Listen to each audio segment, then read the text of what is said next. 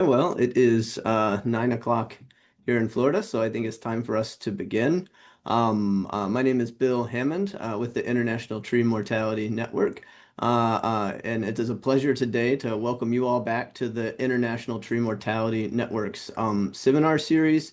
I'm especially happy to introduce our speaker today, Dr. Paulo Eduardo Menezes Silva. He is a professor of plant ecophysiology at the Instituto Federal Goiano at Campus Rio Verde in Brazil. It has been a real pleasure of mine to know, learn from, and work with Paulo since I was a student, and especially to visit him a few years ago in Rio Verde, where he is now. Paulo signs his emails like he lives his life, always with a big hug.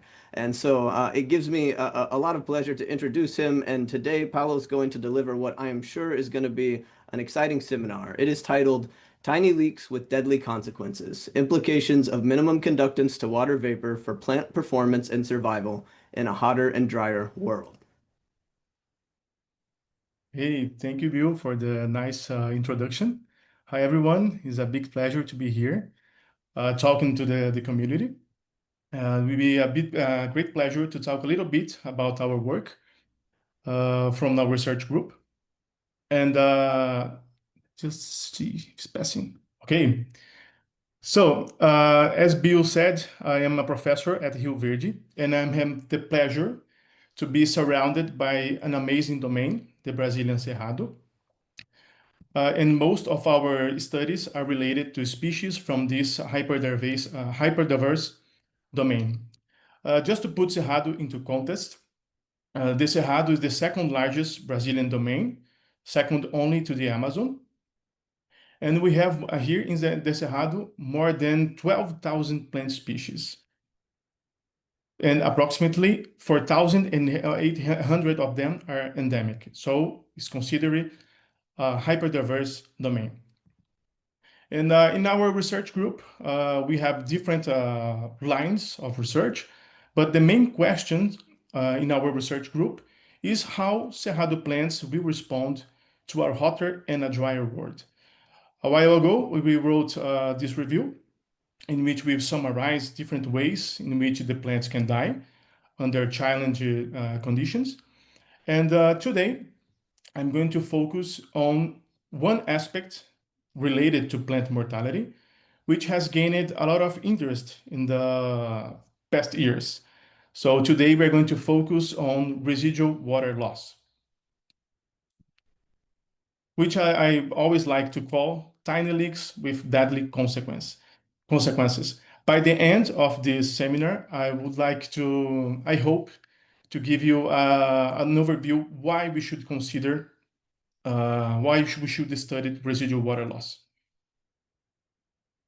Before we understand the impact of residual water loss on plant performance and survival, it's always important to put in context why it's important to study this subject. So the ability to control the excessive water loss was and continue to be one of the most demanded tasks to ensure survival on land.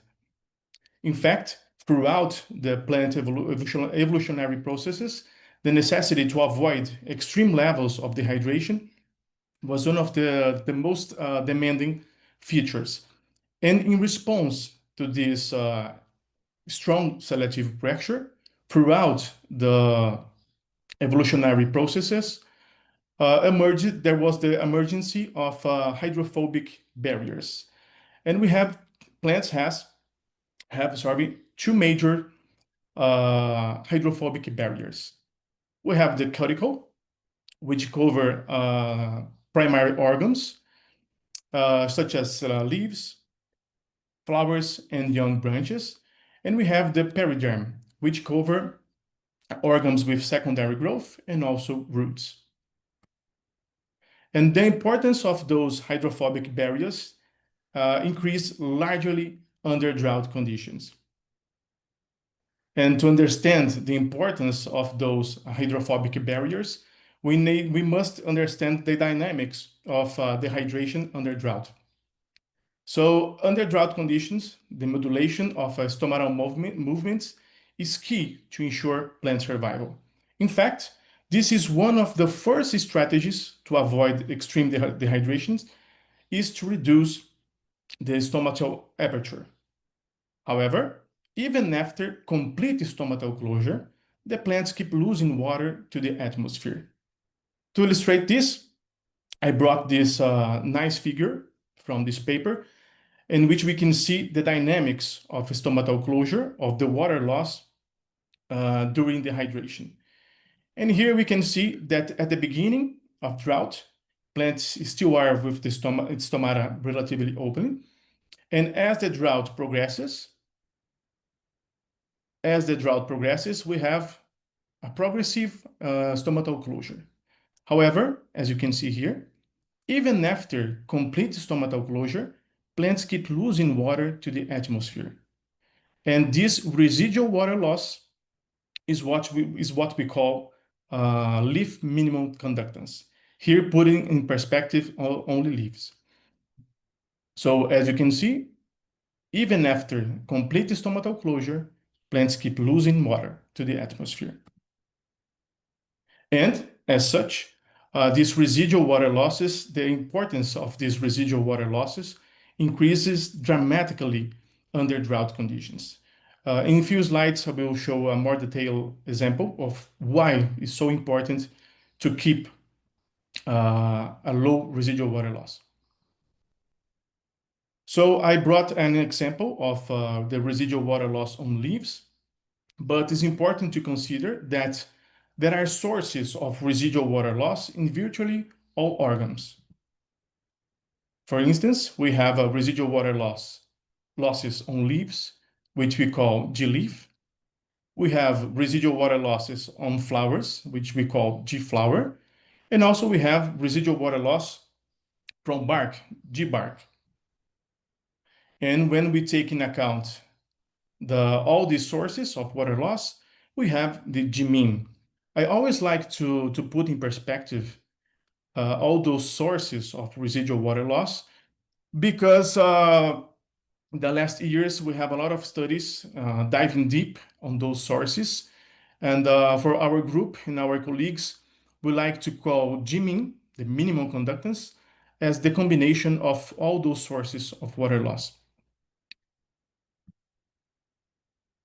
And but from where these water leaks come from?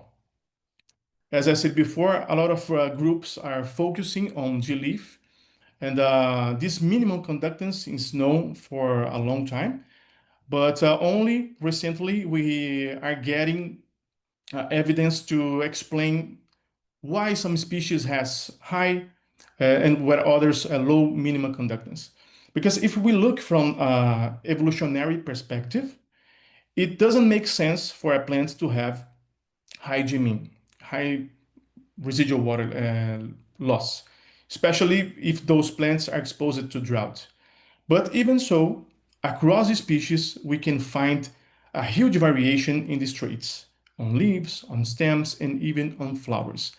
And but where are the sources of those water leaks? Let's start looking on leaves. When we take in consideration leaves have two main sources of residual water loss. The first one are the free spaces within the cuticle. We'll show in some in a few slides ahead, sorry, that the cuticle has free random spaces in which the water can escape. So this is the first line of water loss, of residual water loss. And the second source of water loss is the stomata. The water vapor molecules can also escape from the pores of the closed stomata. And these give rises to the leak stomata hypothesis. So according to this hypothesis, even after complete stomatal closure, the water can escape both through the cuticle that covers the guard cells and also from the stomatal pore itself. And this is a controversial hypothesis. But if this hypothesis is true, a higher stomatal density should be translated in increased leaf minimum conductance. Because if the stomata are leakier, the higher the number of stomata in a leaf, the higher will be the leaf minimum conductance. And if this hypothesis is true, it should also reflect a trade-off between growth potential and residual water loss.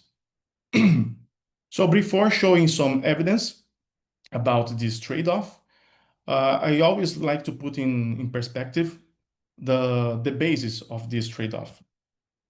So the CO2 diffusion potential, in addition to the dynamics of the stomatal movement per se, is also influenced by the stomata morphology. A lot of studies already show this, that the higher the stomatal density, the higher tends to be the theoretical maximum stomatal conductance. And this theoretical maximum stomatal conductance for a lot of plants is closely related to the stomatal conductance measured in situ.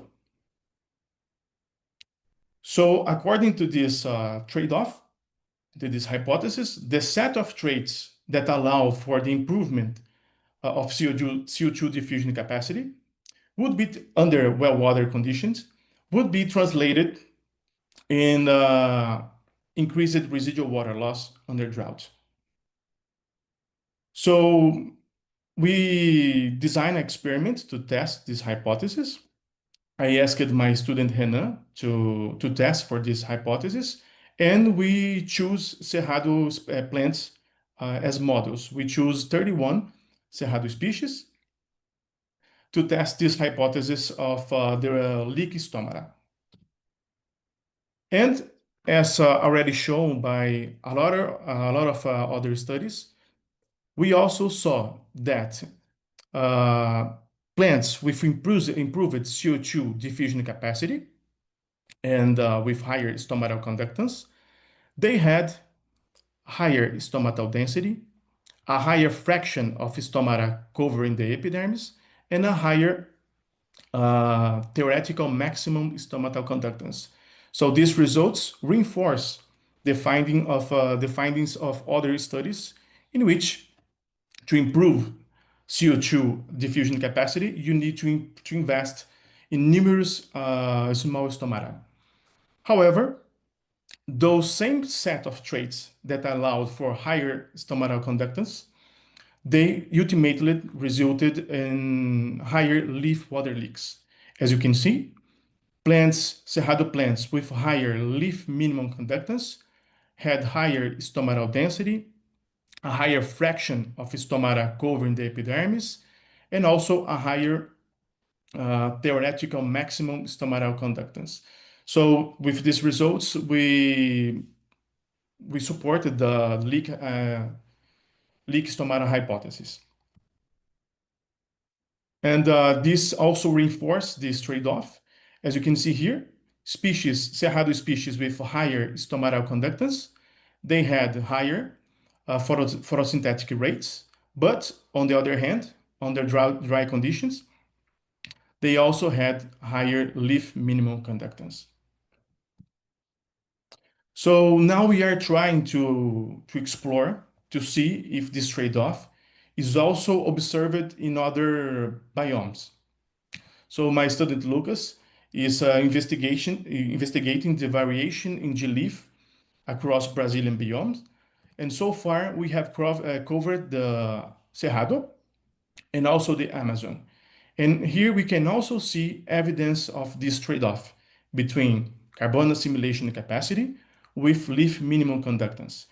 As you can see again, the higher the stomatal density, the higher was the observed leaf minimum conductance, both from Cerrado species in pink and from Amazon species in blue. Evidence for this trade-off have also been observed for other research groups. We have here examples for subtropical forest. This paper just came out in Journal of Experimental Botany. in which we can see here, once again, the higher the fraction of stomata covering the epidermis, the higher was the observed leaf minimum conductance. And as we observed for Cerrado species, the higher the stomatal conductance, the higher was the leaf minimum conductance. And integrating growth strategies, this group also observed that leaves with a lower construction cost, a lower leaf mass area, had also higher leaf minimum conductance, even supporting this trade-off between growth potential and leaf minimum conductance.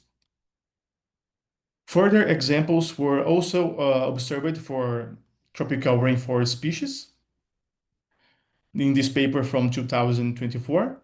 Once again, the higher the leaf minimum conductance, the higher was the relative growth rates, further reinforcing this trade-off between growth rates or growth potential and residual water loss. Similar results were also observed for temperate forest. Here, even though the researchers didn't observe a close correlation between stomatal density with Gmin, but we can see a fairly good correlation here. When they expressed those data in the theoretical maximum stomatal conductance, we can see here a strong positive correlation with leaf minimum conductance.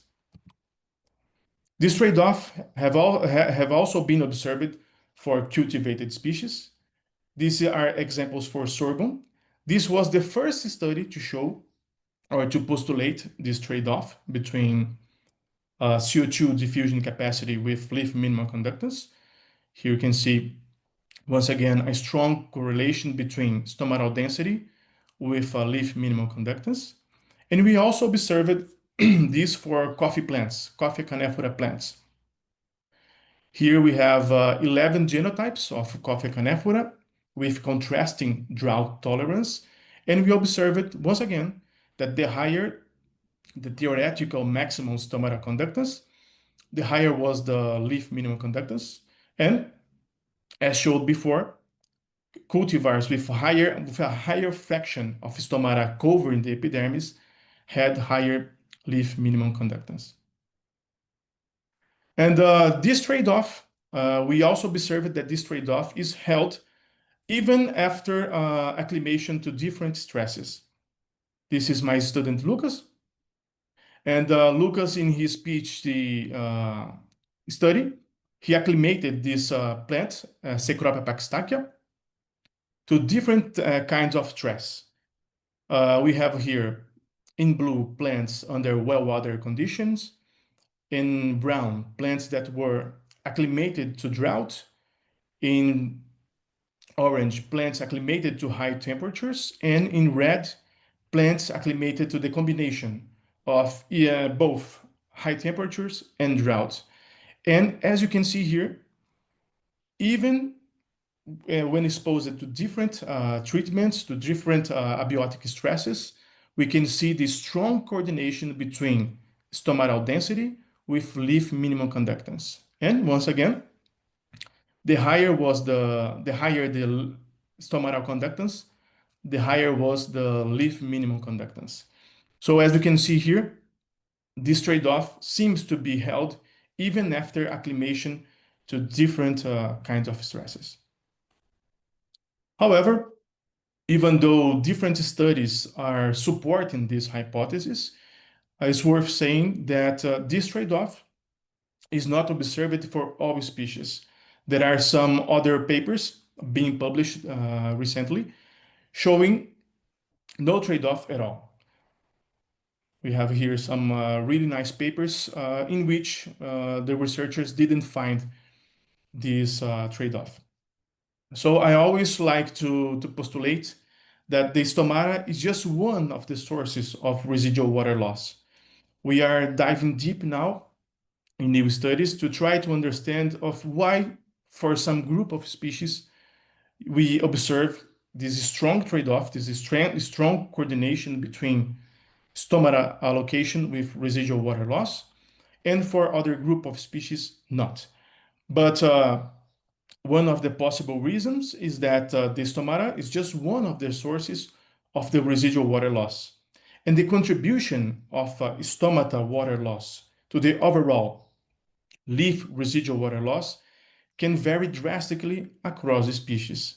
Even in our studies in which we found this strong coordination, we saw that for some species, the stomata contribution to residual water loss can be very small.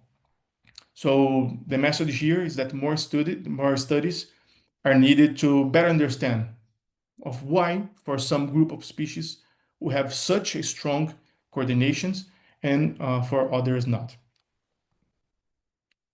But as I said to you before, the residual water loss does not only occur on leaves,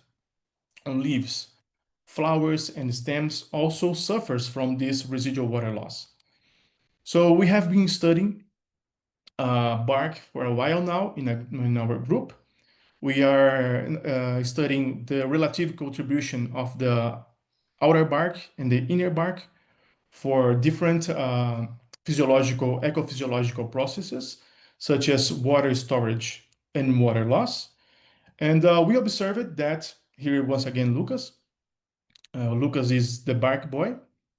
We observed that for Cerrado species, the inner bark is important for water storage and to buffer the variation in water potential, both daily and across seasons.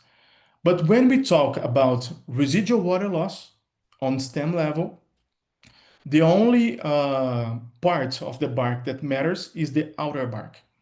So in this study, Lucas showed that and you can see here in this graph, that the inner bark has no direct effect on the stem or bark minimum conductance, whereas the outer bark has a strong effect. Here, the thicker the bark, the outer bark, the lower was the residual water loss at stem level. And here is a nice example of this.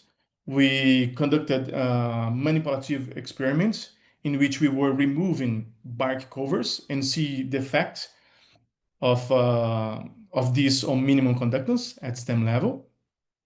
Here in one, we have a stem with all bark components. And here we have the same stem in which we removed only the outer bark. As you can see, the conductance increased largely. And when we removed the inner bark, we didn't see any variation in the bark conductance. So this further reinforced that the major role of protecting stems against excessive water loss is mainly provided by the outer bark. We also observed a strong contribution of the bark minimum conductance in lenticels. So for Cerrado species, we observed that the higher the density of lenticels, the higher was the bark minimum conductance, similar to what we observed at leaf level with stomata. And we also observed a kind of trade-off at stem level, but at this time with oxygen assimilation and stem water loss. So we observed that Cerrado species with fasting growth strategies, they tend to invest in a thinner bark and in a bark which is thinner with lower density and a high amount of lenticels. This set of features, thinner bark, a less denser bark, and covered with a lot of lenticels, allowed for much improved oxygen diffusion towards the stem, which supported high respiration rates. But this set of features that allow for improved oxygen diffusion under well-watered conditions resulted in higher bark minimum conductance. As you can see here, leaves with thinner bark less denser bark and with a higher density of lentil cells had a much higher bark minimum conductance than species with thicker bark, more denser bark, and few lentil cells. So here at stem level, we also observed for Cerrado species another kind of trade-off between growth potential and bark water loss, which is summarized by this figure. As you can see, the higher the stem respiration rate, the higher was the bark minimum conductance or the bark residual water loss. Once again, this is because the features that allow for improved oxygen assimilation, for instance, thinner and less dense bark covered with a lot of lentil cells, ultimately resulted in bark with increased water loss. So now that we see from where those residual water losses came from, now let's take a look why those residual water losses are so important for plant performance and survival, especially under drought conditions. I always like to put in perspective that the minimum conductance is just a fraction of the water loss through normal transpiration, something like 1% of the water loss from normal transpiration. But this residual water loss is one of the main components or one of the main determinants of the survival rate, the survival performance under drought conditions. So I always like to think like this, that those residual water loss are just a fraction of the water loss for normal transpiration, but which exert a huge impact on plant survival. But before we move on showing the impact of those residual water losses on plant survival, let's put in context what kills plants under drought. I think this is a subject of study of most of us here today, but just a brief context. So there is a consensus in the community that drought-induced plant mortality is triggered mainly by the collapse of the hydraulic system, by hydraulic failure. And this happens because as the soil dries, the tension within xylem vessels increases progressively. And when a given threshold is achieved, which is species dependent, air can be pulled inside the xylem vessels, creating cavitation. And those tiny bubbles can rapidly expand, leading to large embolisms, which literally block the water transport in that vessel. So we have the reduction in water transport capacity. Those embolisms can be spread as drought progresses. Those embolisms can be spread to neighbor vessels, thus increasing the loss in water transport capacity, which ultimately lead to extreme desiccation and mortality. This is what we call hydraulic failure. But what is the relationship between minimum conductance and hydraulic failure? A lot of studies have shown and continue to show that most species, they close completely the stomata before the onset of cavitation event. Here we have a really nice figure in a paper from Schott and colleagues, in which is nicely illustrated that as drought progresses, we have here a reduction in stomatal conductance, and when the cavitation event arises, most of the stomata are closed. So at this point, what will dictate the rate of water loss and the rate of the drop in water potential towards critical thresholds like P50 and P88 would be mainly the minimum conductance. Of course, that we also must consider the water storage capacity of this plant. But since before the cavitation events start occurring, all the stomata are closed or tend to be closed, what will dictate the drop in water potential toward critical levels is mainly the residual water loss.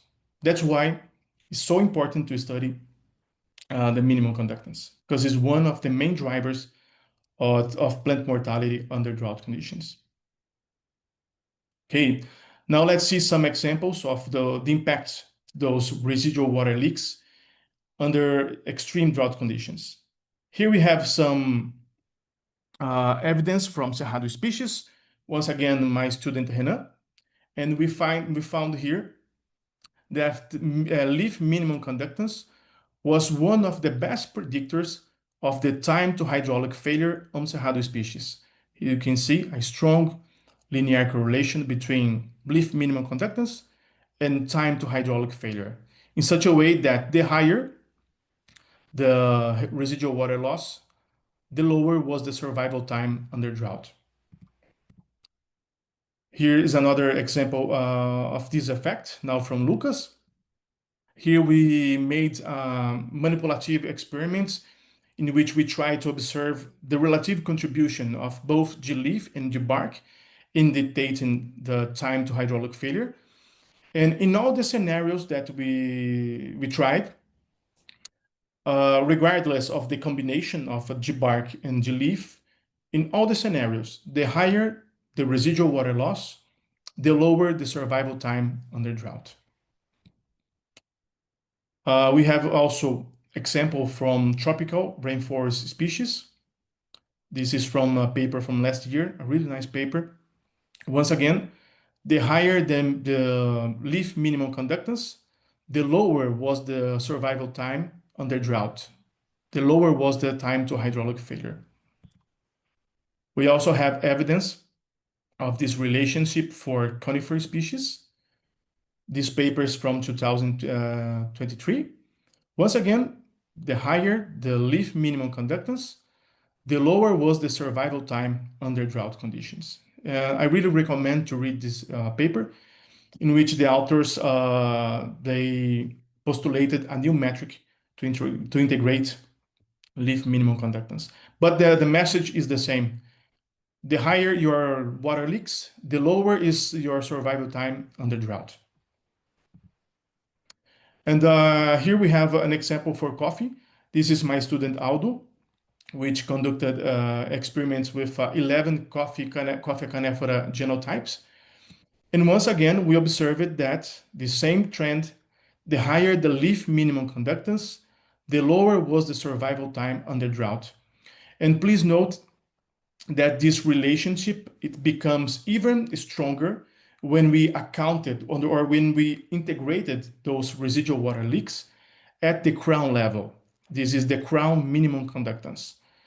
The higher the crown minimum conductance, the lower was the survival time under drought. And what I would like to cut the attention here is that in this study, which was conducted in the Amazon, we observed that no cultivar which is currently planted in the Amazon is capable of survival without supplemental irrigation. So all the coffee produced there relies on the supplemental irrigation, and we saw that without irrigation, all these plants are like to die. So this is a bad news for the lovers of coffee like myself. Okay, another important aspect of water leaks and plant mortality is what happened to those water leaks under rising temperatures. This is an important question because drought often occurs in combination with high temperatures. So what happened to leaf minimum conductance under high temperatures? So this is a question that a lot of researchers are making. So is there a variation in leaf minimum conductance with increasing temperature? For most species studied so far, we have no or discrete variations in G-leaf from 10 to 35 degrees. Here are two nice examples. Here we have the temperature, and here we have the conductance. As you can see, for both species, from 10 to 35 degrees, we have discrete or no variation at all in leaf minimum conductance. But above a certain threshold, we have an exponential increase in leaf minimum conductance for this species. And this point in which we have an exponential increase in leaf minimum conductance is called temperature of phase transition. Is the temperature able to induce this transition in the phase of the cuticle, which results in increased water leaks. So let's see a brief physical explanation behind this temperature of phase transition. So as I said before to you guys, the cuticle naturally contains random distributed open spaces, which we call hydrophilic rows. Here you can see these open spaces across the cuticle from which the water can freely escape. The problem is that the higher temperatures increase the molecular motion of the cuticle components, which can lead to the increase in the number and or the size of those hydrophilic rows.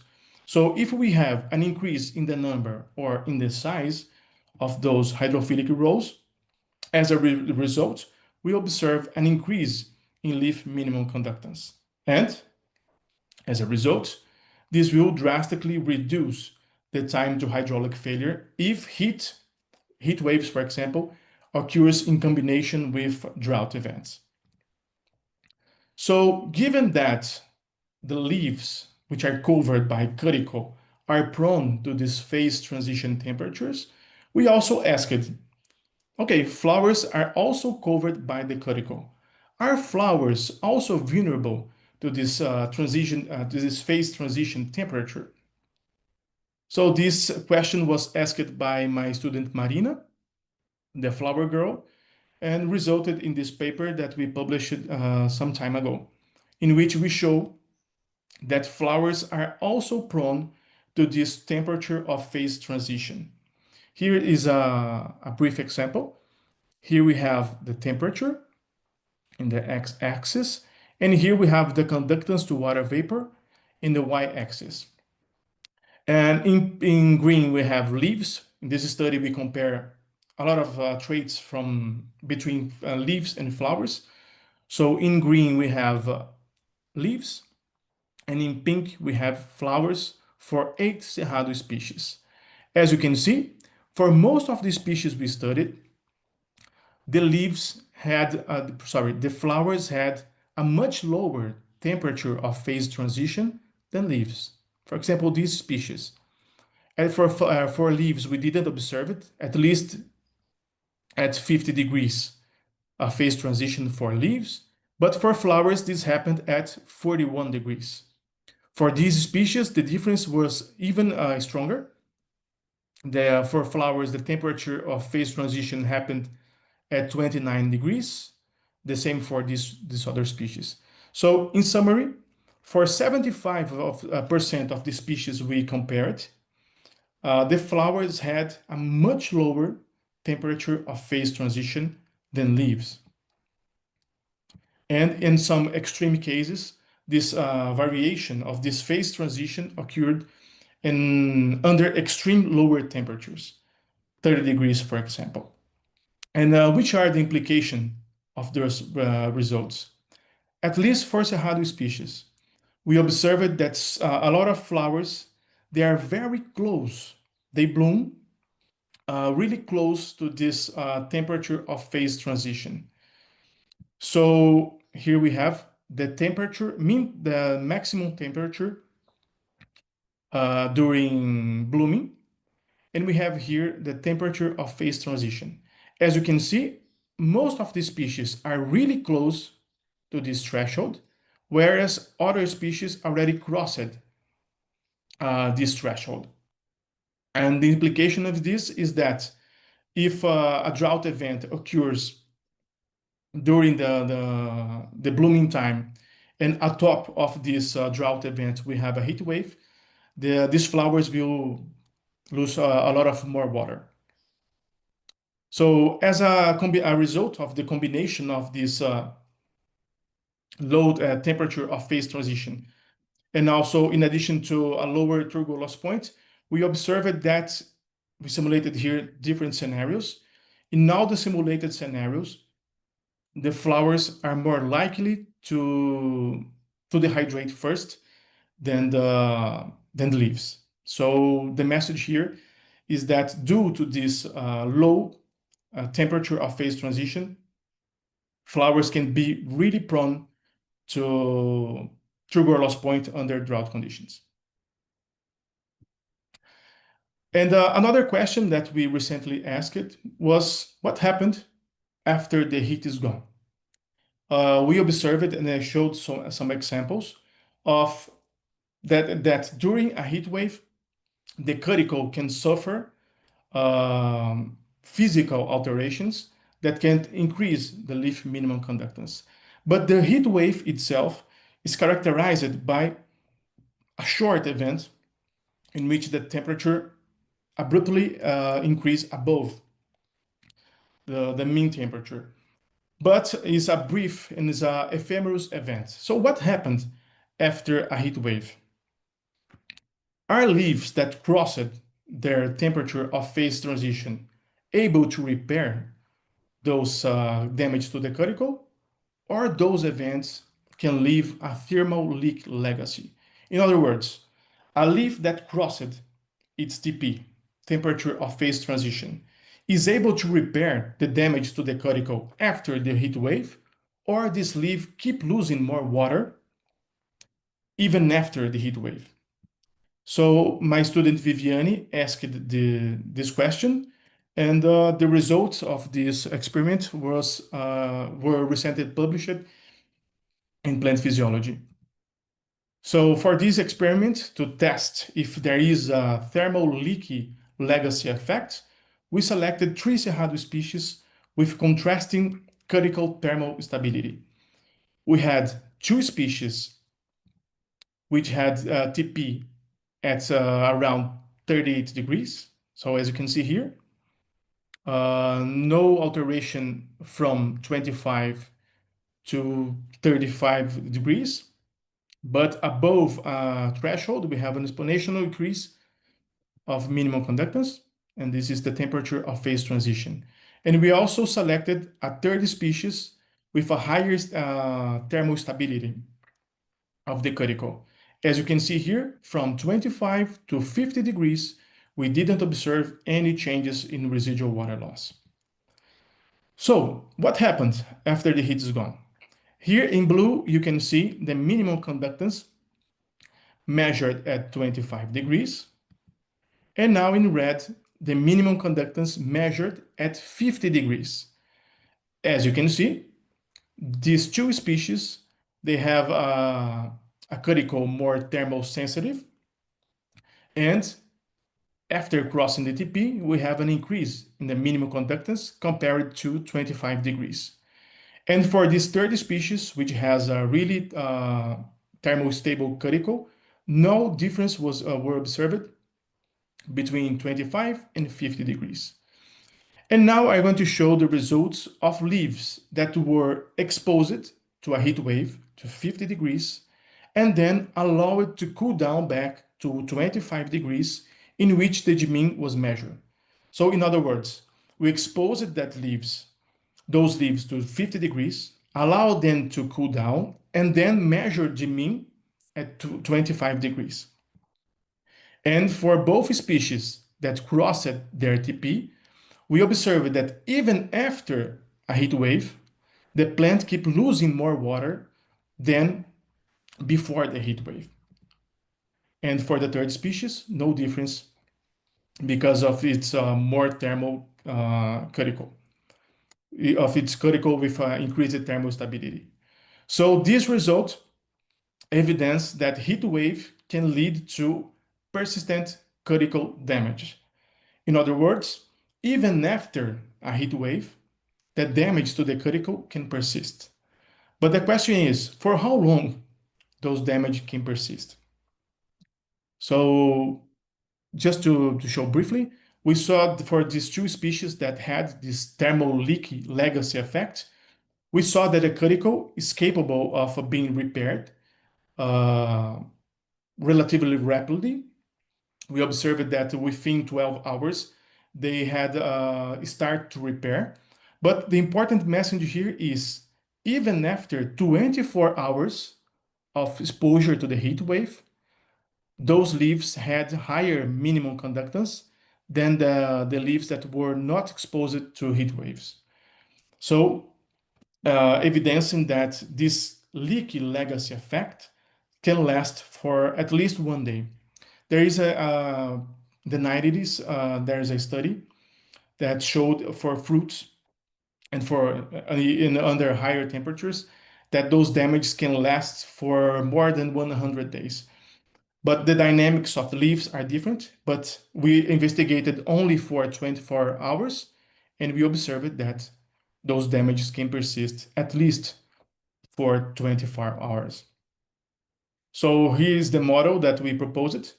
So we have here leaves at 25 degrees, constant and normal minimum conductance. When the leaf crosses its temperature of phase transition, we have an increase in the number, in the size of those hydrophilic rows, leading to increased leaf minimum conductance. And when the leaf was allowed to cool down, or after the heat wave, those water leaks, those extra water leaks persisted. And we modeled the impact of this leaky legacy effect.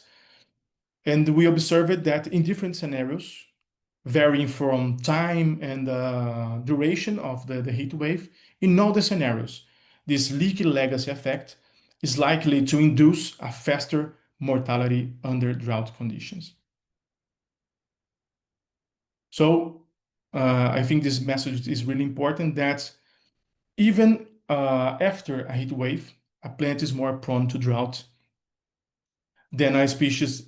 In other words, we have a plant facing a heat wave is likely to die sooner, but even after that heat wave, this mortality risk is increased due to those leaky legacy effects. So the conclusion is that the final message that I would like to leave is that we should put more attention on those residual water losses. It's really nice to see a lot of groups working on this subject. But so far, even in our group, we are segmenting those water leaks. And the ideal is to conduct experiments even more integrated, integrating leaves, stems, flowers to account for the whole minimum conductance. I would like to thank my research group. Most of these results that I show is from a lot of work from this amazing group that I have the honor to work with, and also to thank some collaborators. Here we have Professor Fernanda, which is coordinate the lab with me. We have Torres from Spain, Heve Cochá, Augusto Franco, Bill Raymond. It's a pleasure to be here with you, Bill, and also Martin Slot. I'd like to thank my research, my institute, and also some funding agencies. And leave the invitation for you guys to visit us. Come to meet the Cerrado. Thanks a lot.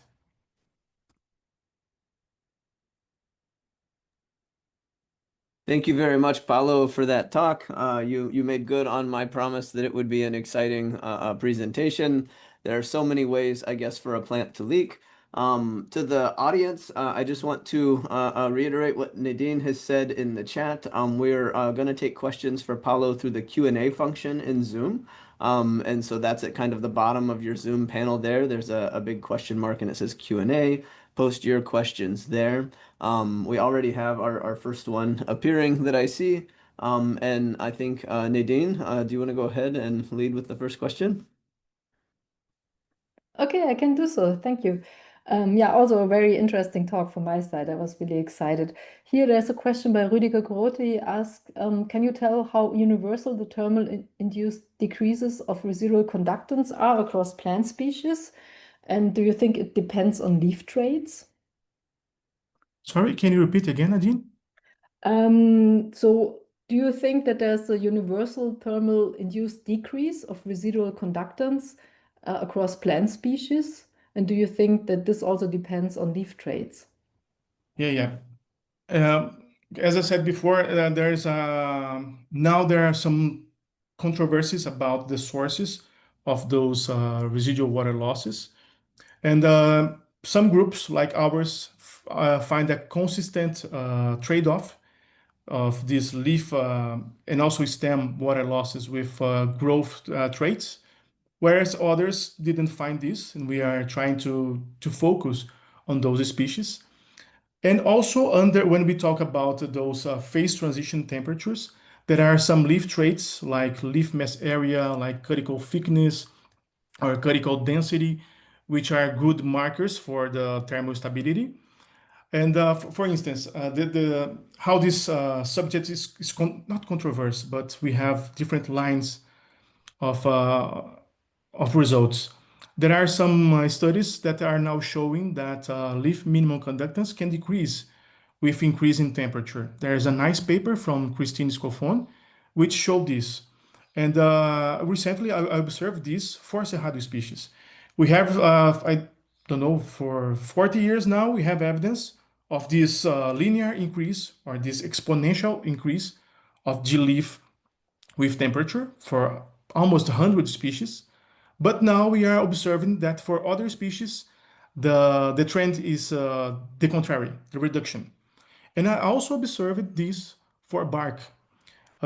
Surprisingly, for bark, increasing temperatures lead to reductions in bark conductance. And this result were also observed from a group from Panama, from Elenis. So it's hard to say why some species behave this way in the others, but at the same time, it's really exciting to explore why some species behave different than others. One more question that also triggers this thermal question that's from my side. What is about VPD? So you haven't mentioned it, but when you increase temperature, often you increase VPD. How would that affect minimum conductance? Can you say a few words on this, please? Yeah, yeah.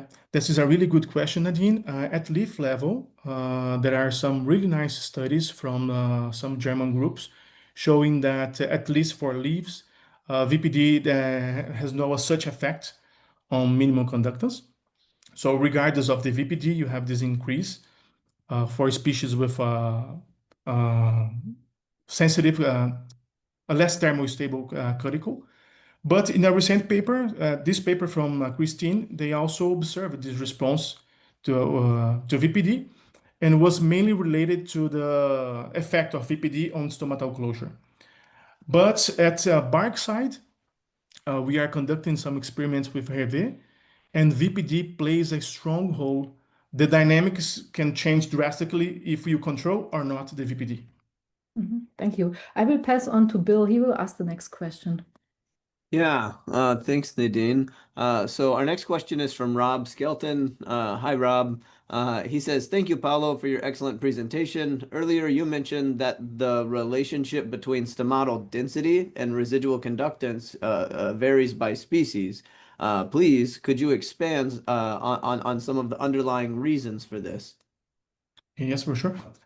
So, Rob, thanks for this nice question. The main basis for this trade-off is that to allow for improved CO2 diffusion, and this was shown for a lot of species, there are some really nice papers made by Peter Franks back in 2009, 2013, in which to improve CO2 diffusion capacity, uh, plants invest in a higher fraction of stomata covering the epidermis. This leads to a higher theoretical maximum stomatal conductance, which closely relates to the stomatal conductance measured in situ.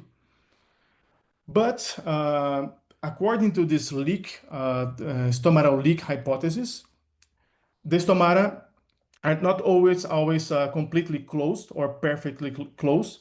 So this increase in stomatal density, which will lead to higher stomatal conductance, would ultimately lead to increased leaf water leaks, because the higher the number of the stomata, the higher the water leaks on that leaf.